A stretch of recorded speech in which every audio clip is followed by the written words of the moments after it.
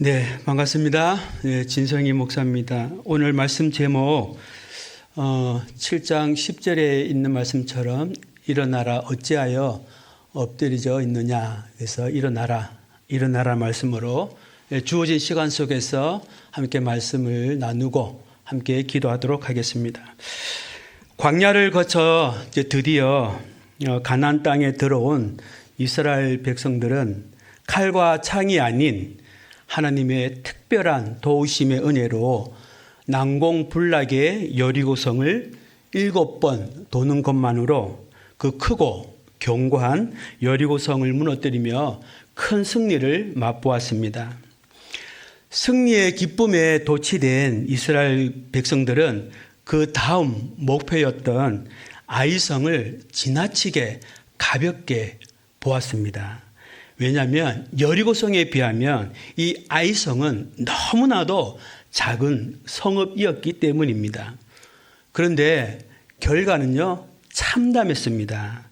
전투가 시작되자마자 이스라엘 군사들은 예상치 못한 패배를 당하고 맙니다. 3,000명이나 되는 이스라엘 군사들은 오히려 아이 사람들에게 쫓겨 도망치다가 36명이 죽음을 당합니다. 가나안 땅에 들어와서 첫 번째 전투였던 여리고성에서는 압도적인 승리를 거두어 한우하며 기뻐하며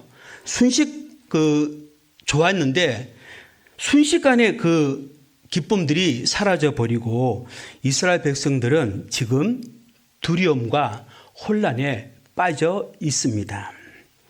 이 패배로 성경은 뭐라고 표현했냐면 이스라엘 백성의 마음이 녹아내려 물같이 되었다, 그렇게 얘기합니다. 우리 화면으로 말씀을 보겠습니다. 여호수아서 7장 4절 5절 함께 제가 말씀을 드릴게요. 백성 중 3,000명쯤 그리로 올라갔다가 아이 사람 앞에서 도망하니 아이 사람이 그들을 36명쯤 쳐 죽이고 성문 앞에서부터 스바림까지 쫓아가 내려가는 비탈에서 쳤으므로 백성의 마음이 녹아 물같이 된지라, 이게 됐습니다. 여러분, 백성의 마음이 녹아 물같이 되었다, 이 표현은 지금 이스라엘 백성들이 큰 두려움에 사로잡혔다는 뜻입니다. 마음이 무너졌다는 뜻입니다. 간담이 서늘해졌다는 뜻입니다. 마음에 무서움이 생긴 거예요. 그런데 이 말씀 어디서 많이 본 것 같지 않습니까? 이 마음은요, 이 가나안 땅의 원주민들이, 족속들이 가졌던 마음입니다. 여러분, 여호수아서 2장 11절 보시면 우리가 듣자, 뭘 들었을까요? 저 이스라엘 민족이 섬기는 그 신이 홍해 바다를 갈랐대. 광야 40년 동안 먹을 것을 주었대. 이런 소문을 요 가나안 족속들이 들었어요. 우리가 듣자, 보십시오, 마음이 녹았다. 그리고 너희로 말미암아 정신을 잃었다. 그러니까 저들 상대로 용기가 나지 않는 거예요. 너희의 하나님 여호와는 위로는 하늘에서도 아래로는 땅에서도 하나님이시다, 이게 나와요. 그런데 여러분, 이 말씀, 이 고백 누가 한 거 아시나요? 라합이 한 말이잖아요.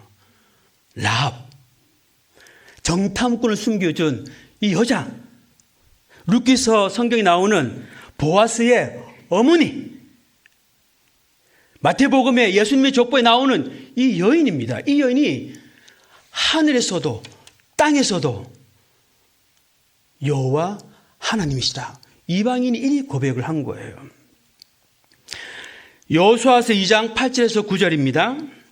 또 그들이 눕기 전에 라합이 지붕에 올라가서 그들에게 이르되 말하되 여호와께서 이 땅을 본인들이 살고 있는데 이 땅을, 가나안 땅을 너희에게 주신 줄을 내가 안다.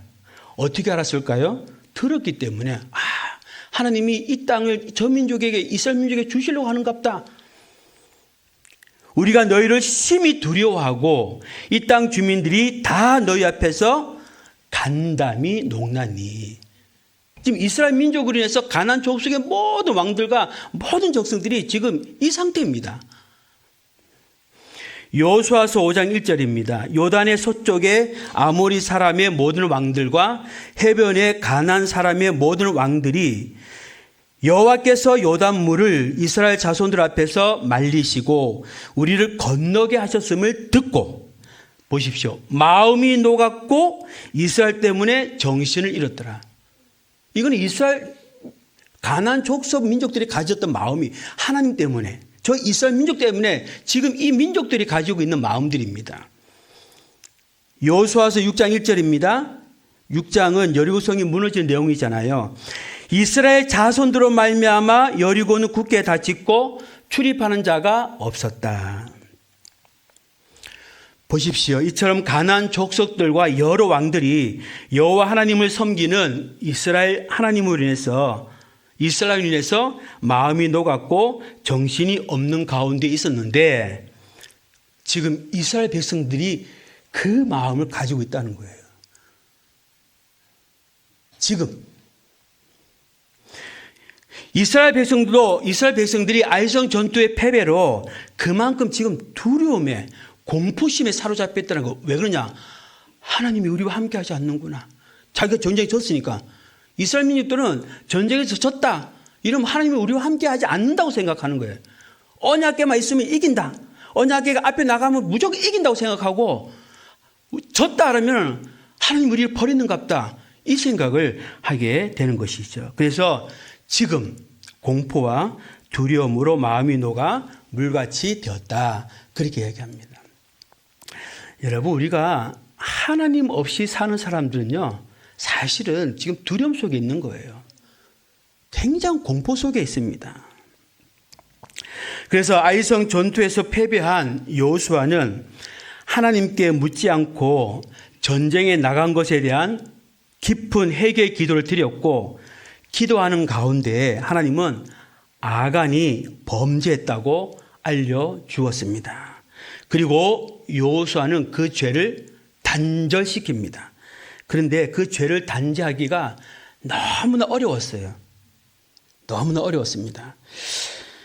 여호수아서 7장 1절입니다.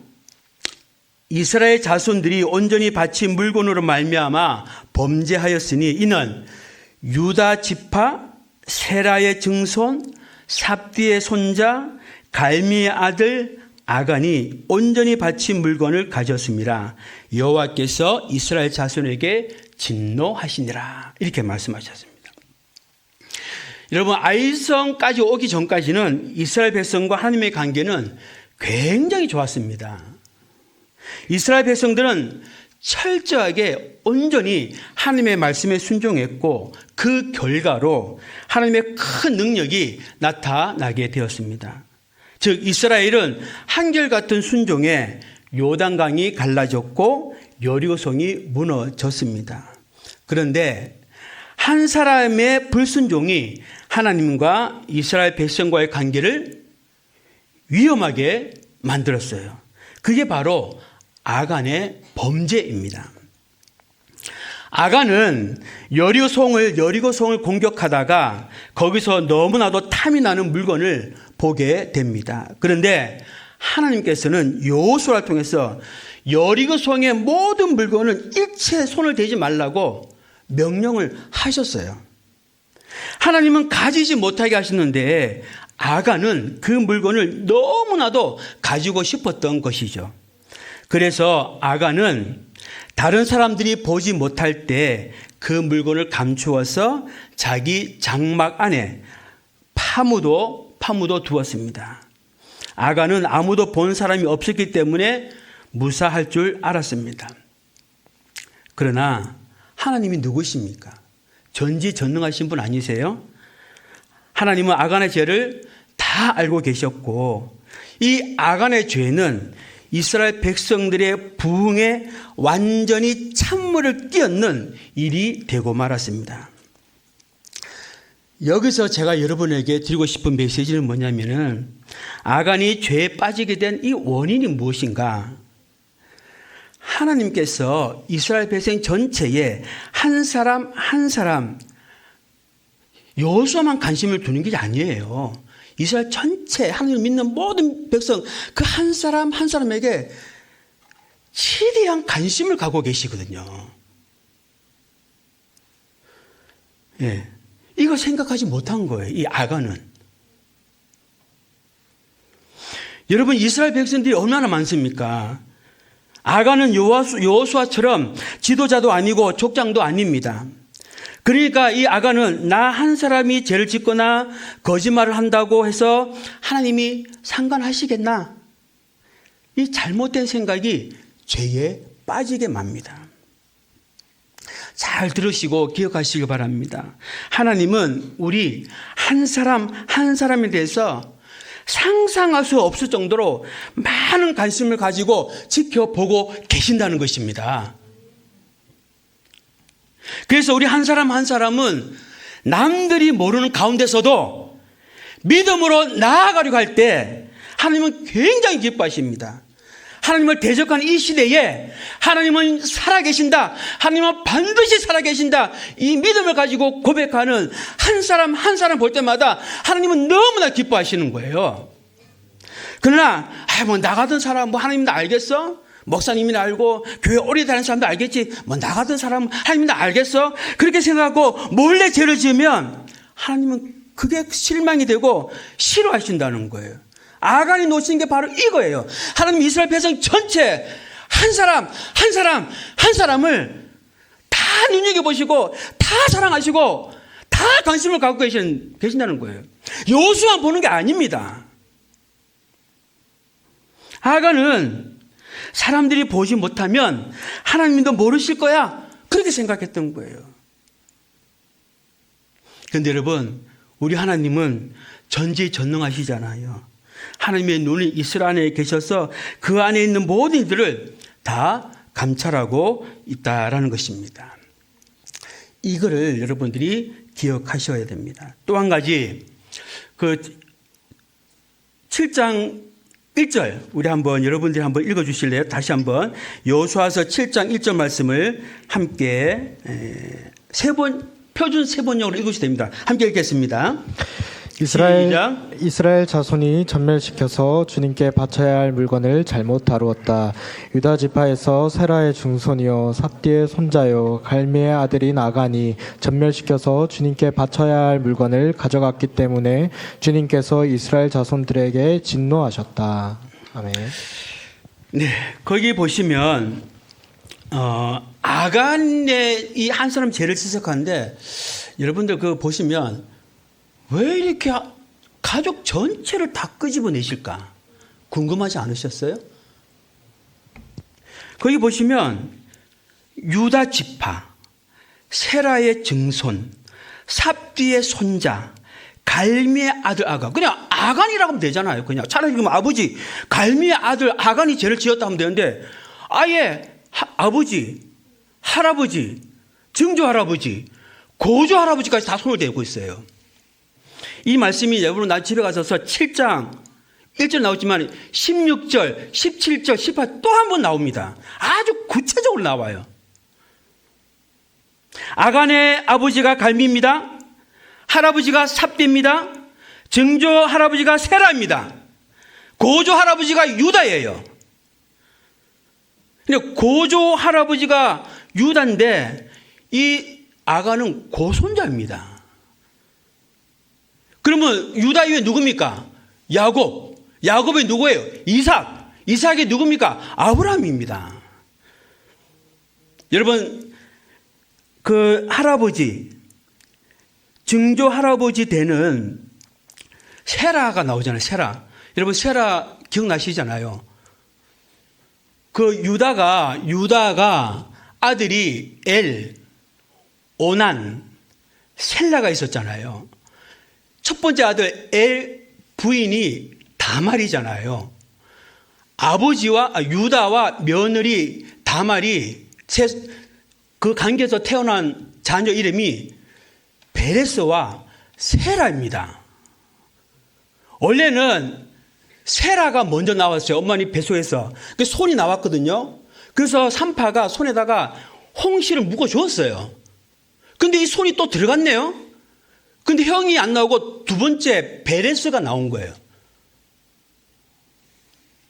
그래서 베레스 세라이 나온 거예요. 그래서 베레스에서 헤스론, 거기서 예수님의 유다 족보가 나오고 세라에서는 안 나오는 거예요. 그래서 마태복음에 보시면 마태복음 족보에 유다는 다말에게서 베레스와 세라를 낳고 이런 말씀이 거기 있는 거예요. 여러분, 이 아간이 하나님께서 모든 집안을 들추어내고 또 한 번 이야기를 합니다. 성경에 또 한 번 남깁니다. 이 아간이 얼마나 하나님 앞에서 큰 죄를 짓는지 역대상 2장 7절에 또 나오거든요. 갈미의 아들 아간이나 아갈은 똑같은 말이에요. 그는 진멸시킨 물건을 범하여 이스라엘을 괴롭힌 자라. 이게 무슨 말이냐면요. 왜 들추내냐면 여러분, 이게 보통 집안이 아니라는 거예요. 이런 사람의 죄를 지적할 수 있어요, 여러분? 그래서 제가 이거 쉽지 않다는 거예요. 그래서 오죽했으면 안 나오니까 하나님이 지파별로 다 뭐든지 스스로 나오면 되겠는데, 아간이 제가 잘못했습니다 하면 되는데 7장 그 아까 16절 보시면 아주 지파별로 또 나오게 하고 종족별로 나오게 하고 가족별로 나오게 하고 그래서 겨우 끄집어낸 게 아간입니다. 그만큼 손을 못 댄 거예요. 여러분, 이런 사람을 어떻게 잘못했다고 이야기할 수가 있겠습니까? 사람의 이목이나 평가를 생각하면 죄를 지적하고 이야기한다는 거 쉽지 않습니다. 근데 여호수아는 그 죄를 단절시킨 거예요. 쉽지 않았지만 죄를 단절시켰습니다. 어떤 그 서울의 어느 교회에 요새 그 차별금지법 때문에 우리 교회가 좀 기도 제목을 하고 있는데 그 교회 그 어떤 그 국회의원이 계시는가 봐요. 근데 이분이 그 차별금지법을 만들려고 하시는 분인데 그 목사님이 안 됩니다. 안 돼요. 말을 못 하는 거예요. 왜? 영향력이 있으니까.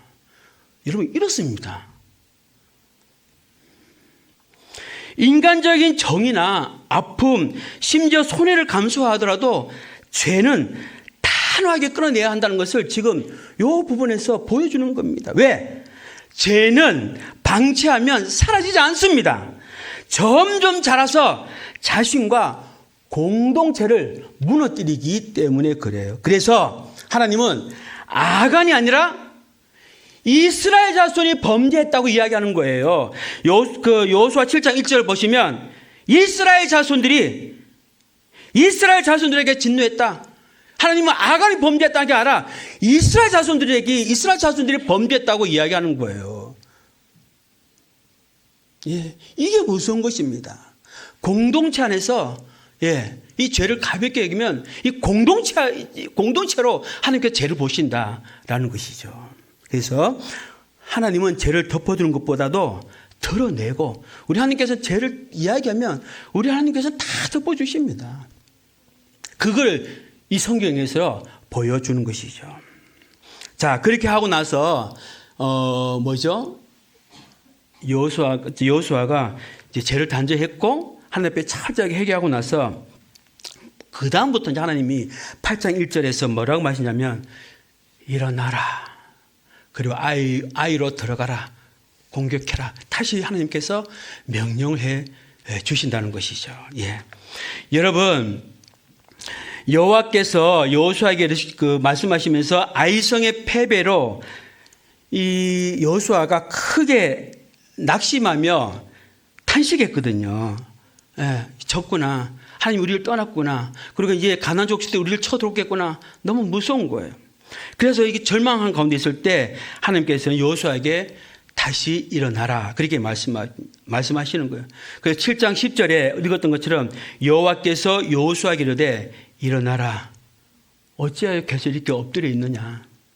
13절 너는 일어나서 다시 백성들을 거룩하게 만들고 하나님 말씀을 무장시키서 다시 나아가라 이렇게 명령을 하시는 것이죠. 명령하십니다. 근데 여러분 여기서 중요한 것은 우리가 일어날 때 하나님의 말씀을 붙들고 일어서야 되는 거예요. 그래서 우리가 예배 시간에 말씀을 듣고 여러분들이 성경부하고 제자훈련 받는 이유가 그거예요. 왜냐하면 나의 힘과 능력만을 의지해서 일어선다면 또 넘어지거든요. 또 쓰러지거든요. 그래서 하나님께서는 여호수아에게 그냥 일어서라고 하지 않으시고 말씀을 주시는데 그 말씀이 뭐냐? 두 가지입니다. 두 가지를 말씀을 드리고 오늘 여러분 기도하실 때 이 말씀을 붙잡고 기도해 주셨으면 감사합니다. 첫 번째, 하나님께서 여호수아에게 주신 말씀이 뭐냐? 너는 두려워하지 말라. 두려워하지 말라고 합니다. 8장 2절이죠. 두려워하지 말라. 놀라지 말고 군사를 다 또 추스려서 다시 아이로 올라가라. 공격해라. 이렇게 말씀하시거든요. 여호수아는 아이성 전투에서 패배한 이후에 이 땅의 모든 사람들이 자신들을 에워싸 죽일 것이라고 이 두려움에 사로잡혀 있었습니다. 그런데 두려움에 자꾸 사로잡힌 사람들은요, 전쟁을 할 수 없고 다시 일어설 수 없고 주님의 일을 할 수가 없어요. 그래서 성경의 말씀에 자꾸 두려워하지 말라고 하신 이유가 그겁니다. 우리 사랑하는 우리 젊은이들이 참 많으신데 여러분들이 학교 생활이든지 개인적인 문제든지 가정생활이든지 직장과 일터에서든지 잘 들으세요. 마음에 두려움이 온다. 자꾸 두려움이 생긴다. 그러면은 꼭 기억할 것이 하나 있습니다. 이거는 하나님 주신 거, 하나님 주신 마음이 아니라는 거. 이 한 가지만 기억하십시오. 내 마음속에 지금 두려움이 있다. 이건 절대로 하나님이 주신 마음이 아니에요. 디모데후서 1장 7절 보시길 바랍니다. 하나님이 우리에게 주신 것은 두려워하는 마음이 아니요 오직 능력과 사랑과 근신하는 마음이다라고 했기 때문에 그런 거예요. 자, 내가 왜 두려웠습니까? 두렵니까? 지금 여러분들이 문제를 바라보고 있다는 부인할 수 없는 증거입니다. 맞죠? 왜 두려움이 해결이 안 되는 것일까요? 솔직히 내가 지금 주님을 바라보지 않고 있다는 증거예요. 두려움이 언제 없어지느냐? 주님이 바라보아질 때 이 두려움이 사라지는 것이죠. 베드로가 물 위에 걸어갔을 예수님이 예수님이 계실 때 물 위를 걸어갔을 때는 예수님 바라볼 때 잘 걸어갔어요. 근데 물속에 왜 빠졌어요? 바람 소리. 그다음에 파도. 이걸 순간 본 거예요. 그래 빠진 거예요. 우리에게 두려움이 이렇게 온다는 거예요. 주님을 온전히 바라보면 두려움은 사라진다라는 것입니다. 여러분 디모데후서 1장 7절 말씀을 다시 한번 읽겠습니다. 시작. 하나님이 우리에게 주신 것은 두려워하는 마음이 아니요 오직 능력과 사랑과 절제하는 마음이니. 이 말씀을 꼭 기억하시기 바랍니다. 아멘. 네, 이 말씀 하나만 붙잡아도 돼요. 아, 내가 지금 왜 요새 마음이 불안하고 두렵냐? 딴 게 아닙니다. 하나님은 절대 우리 가운데 두려움 주신 분이 아닙니다. 지금 내가 어떤 문제를 지금 바라보고 있는 거예요. 어떤 지금 세상을 지금 바라보기 때문에 그런 거예요. 이 디모데후서 이 말씀을 꼭 암송하시고 두려움 오면 이 말씀으로 하나님은 내 속에 두려움 주실 분이 아니야. 그렇게 믿음으로 나아가셔야 됩니다. 두 번째, 하나님께서는 또 어떤 약속의 말씀을 주시냐면은 내 손에 넘겨주겠다. 그렇게 말씀을 하십니다. 1절 말씀을 보시면 내가 아이 왕과 그의 백성과 그의 성읍과 그의 땅을 다 내 손에 넘겨주었으니 라는 말씀이 있습니다. 여러분 다 내 손에 넘겨주었다. 이 말씀이 뭐냐면은 이제 네가 다시 일어나 나아가기만 하면은 내가 하나님이 앞서서 싸워 주겠다는 말씀입니다. 여러분, 넘겨줄 것이다는 미래형을 쓴 것이 아니거든요.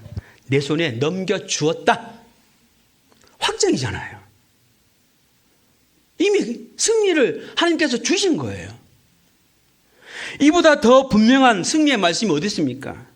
그렇죠? 내 손에 넘겨주었다. 이렇게 말씀을 하셨거든요. 넘겨줄 것이다. 이게 아니잖아요. 그래서 여호수아가 하나님이 주신 말씀을 붙들고 8장 3절에 있는 말씀처럼 이에 여호수아가 일어납니다. 그래서 아이 성을 전투하게 되어지는 것이죠. 작년 2025년도 한 해는 제가 잊을 수 없는 한 해입니다. 작년 6월부터 너무나 건강하시던 아버지께서 갑자기 병원에 입원하게 되셨고, 그로 인해서 제가 일주일에 한 번씩 이제 부산을 오고 가기를 계속했습니다. 일주일에 한 번은 꼭 가야 됐거든요. 형제들이 다 외국에 있기 때문에 부모님을 돌볼 수 있는 손길은 제밖에 없기 때문에 그래요. 근데 여러분, 작년 8월에 포항 여기 보배로운 예수교회 청년회 목장에서 오셔서 함께 우리 교회 지역 예배 공동체 예배인 이 소보 지배를 함께 해 주셨거든요. 작년 8월 12일 화요일부터 13일 수요일 청년들과 장로님, 우리 또 권사님, 목장 식구들이 마을 전도과 어르신들을 섬겨 주셨습니다. 전도도 해주시고 어르신들에게 염색도 해주시고 뜸도 해주시고 팩도 해주시고 매너큐도 해주고 뭐 팥빙수 드리고 하여튼 열심히 해주셨어요. 그 다음 이제 8월 14일 날 어르신들 모시고 이제 예배를 드리는데, 그 8월 14일 그 소보 집회 하루 앞두고 13일 수요일 저녁에 갑자기 아버지께서 소천하셨다고 제가 연락을 받았습니다. 이 정신없는 와중에 다음날 소보 집회를 행사를 이제 마치고 저는 부산으로 향했고, 우리 청년들은 남아서 계속 수련회를 그날 마무리하였습니다. 마무리까지 함께 하지 못한 것이 지금도 굉장히 미안한 마음을 갖고 있습니다. 형제들이 모두 외국에 있어서 13일 날 돌아가셨지만 문상은 장례 일정은 15일부터 시작이 되었습니다.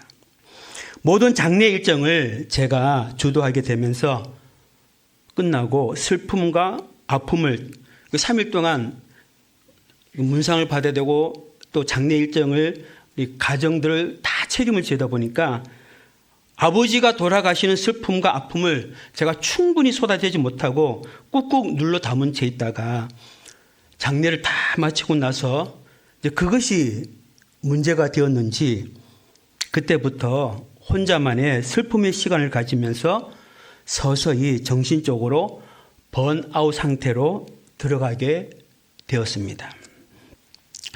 아무것도 할 수 없고 하고 싶지 않고 하지 못하는 상태가 되었습니다. 저 스스로 어떻게 할 수 없는 이 우울해지는, 결국 교회 하반기에 예정되어 있던 그 10월 달에 소보 지배를 포기하기로 하고 교회 일정과 행사들을 2026년도로 모두 연기시키고 생각을 하고 있었습니다. 할 수가 없었습니다. 일어설 수가 없었습니다. 오랜 시간 동안에 아버지의 그 설교 노트를 또 아버지의 유품들을 제 소보로 중요한 것들 다 가지고, 아버지 그 설교 노트도 다 가지고 왔습니다.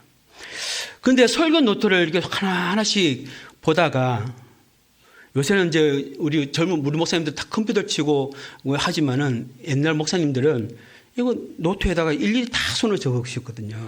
그거 보니까 어떤 그 메모지 한 장이 탁 제 눈에 들어오게 된 것이었습니다. 예.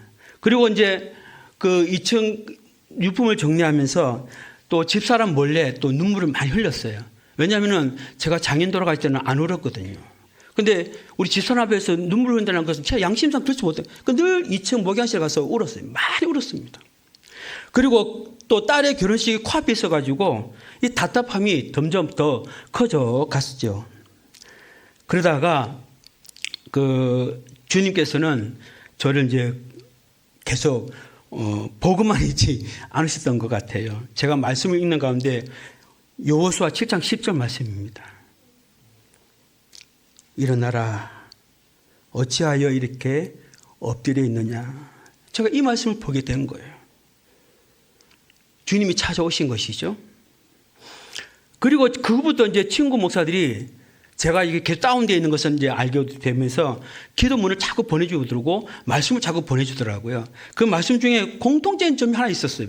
여러 가지 있었는데 공통된 점이 뭐냐면 내 영혼아 네가 어찌하여 낙심하며 내 속에서 불안해하는가. 너는 하나님께 소망을 두라. 그리고 아까 얘기했던 것처럼 아버지의 설교 노트가 한 장 메모가 되는데 이 말씀이 하나님이 저를 붙들어주는 힘이 되었습니다. 이런 메모지입니다. 한번 띄워줄까요? 제 아버지 노트, 저기 메모지인데 걱정을 하지 말라. 여리고 성도 무너지고 요단강도 갈라지고 광야에서 만나와 메추라기 반석에서 샘물나게 다 해놓았다. 다 해놓았다. 다 해놓았다.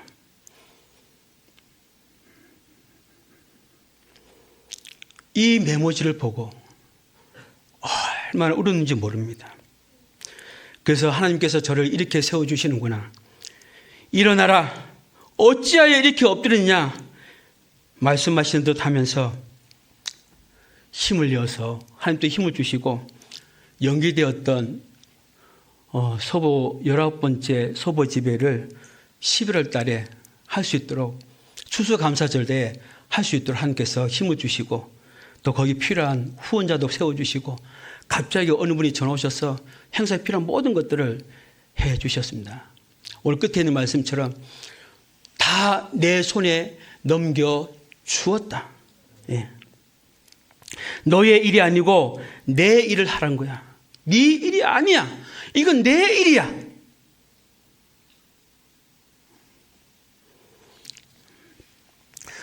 사랑하는 우리 학생, 우리 대학생 여러분, 우리 성도 여러분, 하나님의 자녀인 우리도 실패하고 넘어집니다. 그로 인해서 아픔과 상처가 너무 커서 우리는 트라우마를 겪고도 하고 주저앉을 수도 있습니다. 그런데 우리는요, 눈앞의 상황에 너무 매몰되어서 우리를 이렇게 세워주시는, 우리를 찾아오시는 그 하나님을 보지 못할 때가 더 많은 거예요. 잘 기억하시기 바랍니다. 우리 주님은 넘어지고 낙심한 자를 다시 일으켜 세워주시는 분임을 믿으시기를 바랍니다.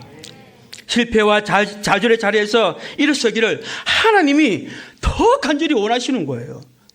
더 간절히 원하시더라고요. 실패가 끝이다, 절망이 끝이다라면 모세의 인생은 애굽에서 사람을 죽였을 때 이미 끝났을 것입니다. 베드로의 인생도 예수님을 모른다고 3번 부인하던 그날 끝났을 것입니다. 끝났는가요? 주님이 또 찾아오시잖아요. 이렇게 세워주시잖아요.